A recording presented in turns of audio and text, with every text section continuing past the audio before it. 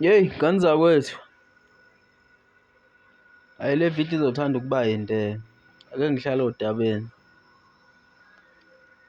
Wathi uJavazi emnika ukukhuluma kwehlula amaphoyisa. Ayi,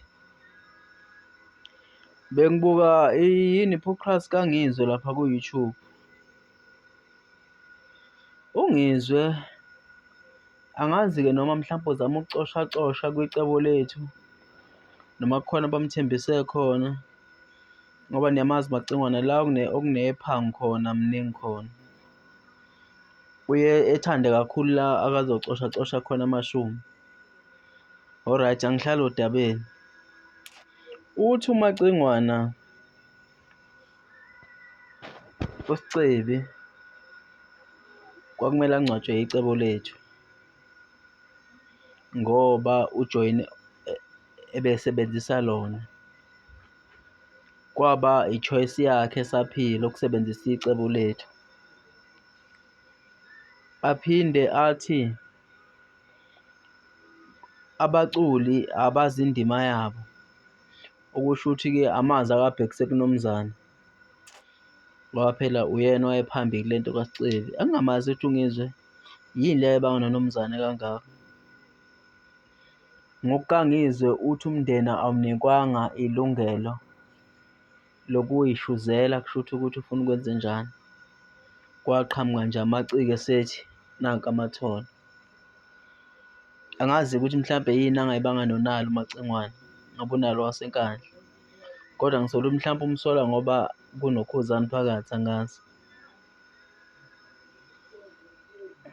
Eyi, kuningi bafowethu uNgizwe akubalile, ungamazi ukuthi ukuthathaphi. Ngibuye ngize la kuNtshata noMcineka, ngizokhumbula ukuthi impucuzeko ibiphusha oNtshata noMcineka. Uthi uMacengwana uyaphikisana nokuthi uMcineka athi uzokhokhela uSicebi noma esengasekho.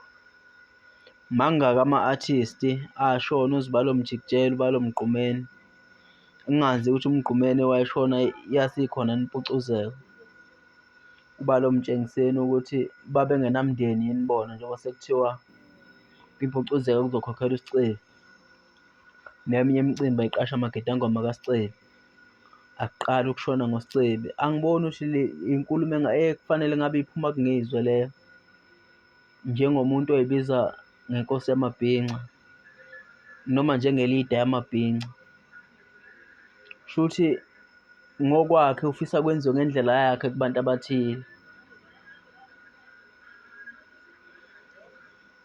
Uze uthi uMcineka uma ethembisa ukuthi uzokhokhela uSicebi manje ebengamkhokhela ingane yonke le micimbi ebiba khona. Shuthi uNgizwe unobufakazi bokuthi uMcineka kushuthi ukweleta uSicebi ukuthi uzomkhokhela ngoba esengasekho. At the same time futhi nginento ethi uNgizwe ulwa izimpi zakhe ngomcineka ulwisa impucuzeko ngoba khona futhi kwi-statement sakhe uphinde athi impucuzeko iyamkweleta iminyaka emithathu ebengamkhokheli imali ebeza mahhala. uMcineka bemenze lokho esisendi, ngoba nakhu esenkingeni. 3 years zonke angamkhokheli kodwa ukwazi ukubuza public aqambe amanga athi uzokwenza ukuthi. Uzokwenza kanjani ebedla imali yama-artist? Bafowethu uNgizwe khona lapho semngizwe aphinde athi umngcwabo kaSicebi uphathwe amathole abamqasha nanini kwidandi iJulayi. Angi-understand inhloso kaNgizwe ukuthi iyini kule nkulumo yakhe noma ufisa kwenzakaleni. Akafisi uSicebi alale ngokuthula.